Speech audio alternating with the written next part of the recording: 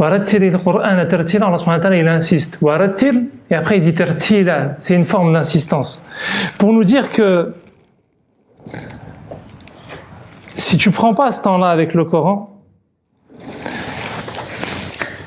tu vas perdre une protection, parce que dans le tartil, il y a l'idée de protection, il y a l'idée d'ordre et il y a l'idée de protection qui sont présents.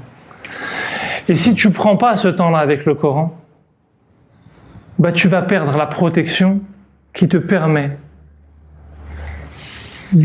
d'écarter finalement tout ce poids que tu as sur tes épaules. Si tu prends pas ce temps-là avec le Coran, tout ce poids-là, il va venir sur toi de manière complètement désordonnée et il va t'assaillir. Si tu prends pas ce temps-là avec le Coran, finalement tu vas vivre une vie de fardeau.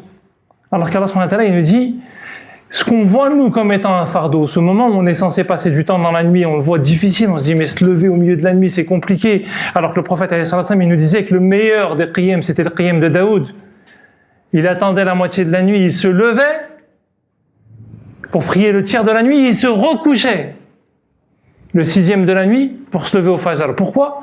Parce que c'est, en fait, parce que quand tu te lèves avant le Fajr, ben on va savoir que tu t'es levé en fait d'une certaine manière. Mais quand tu fais ça, en fait, il n'y a personne qui sait. C'est entre toi et Dieu.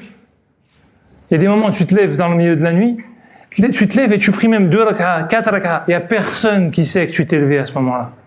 C'est entre toi et Dieu. Même dans ta famille, ils ne savent pas, tout le monde dort.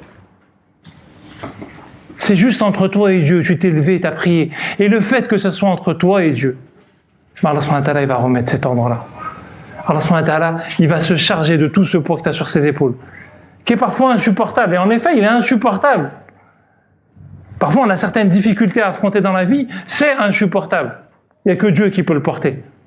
Mais on ne prend pas conscience qu'il n'y a que Dieu qui peut le porter. Et nous, on essaye de le porter et on s'affaisse.